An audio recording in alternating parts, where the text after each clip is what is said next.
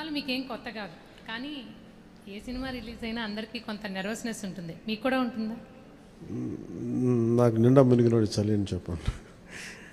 కానీ బాధ్యత ఉంటుంది. అంటే సినిమా బాగుందంటే ఆనందిస్తాను, బాగలేదంటే ఓకే ఏం కరెక్ట్ చేయాలని ఆలోచిస్తాను అంతే తప్ప. ఎందుకంటే ఎందుకు నాకు నర్వస్నెస్ ఉండదు అంటే చేసేటప్పుడు చాలా ఒళ్ళు దగ్గర పెట్టుకుని చేస్తాను. నేను సినిమా బాగలేదు అని కూడా ముందే చెప్తుంటారు, బాగలేదు ఇబ్బందులు ఉన్నాయి చూసుకోండి. అందువల్ల నాకు ఏంటంటే నాకు గిల్ట్ ఉండదు బేసిక్గా. ఇప్పుడు మెచ్యూరిటీ వచ్చి ఎప్పటి నుంచో మూవీస్ తీస్తున్నారు, ఇప్పుడు మీరు అలా అనుకుంటున్నారా? మొదటి నుంచి కూడా అలాగే ఉండేవాళ్ళ? దీనికి నేను సమాధానం చెప్పాను. మీరు కావాలని నా ఇంటర్వ్యూస్ చూసుకోండి, బిఆర్ రాజు గారితో ఉంటాయి. ఆ ఇంటర్వ్యూస్లో నేను ఇప్పుడు ఏం మాట్లాడినా అవే ఉంటాయి.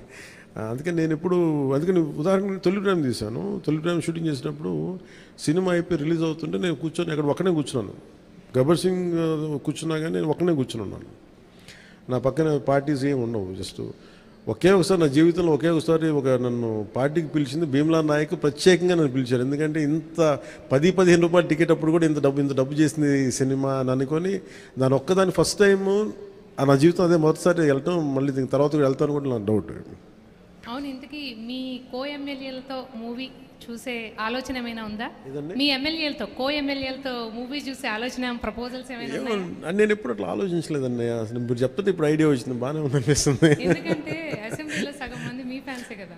మేబీ మా ఎమ్మెల్యేస్ అందరికీ, మా కూటమి ఎమ్మెల్యేస్ అందరికీ ఖచ్చితంగా దీన్ని ప్రత్యేకమైన షో అయితే వేస్తే వాళ్ళు కోరుకుంటే ఖచ్చితంగా, అంటే నేను ప్రమోట్ చేసుకునే ఇబ్బందిగా ఉంటుంది కానీ ఖచ్చితంగా వాళ్ళందరూ అడిగితే మన హరిప్రసాద్ కానీ ఖచ్చితంగా I think will organise an exclusive screening for them. అందరికీ మనసులో ఉంది కానీ బయటకు అడగలేకపోతున్నారు. సో మీ ద్వారా వచ్చింది కానీ ఖచ్చితంగా నేను అడ్రస్ చేస్తాను. Thank you.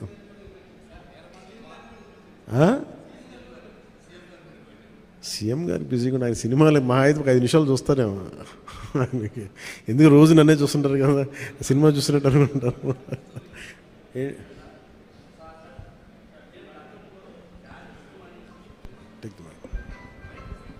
హలో జానీ సినిమాని గతంలో మీరు డైరెక్ట్ చేసి ఆ టైంలో కొంత ఫ్లాప్ అనే ఇబ్బందికరమైనటువంటి వాతావరణాన్ని కలిగించుకున్నారు.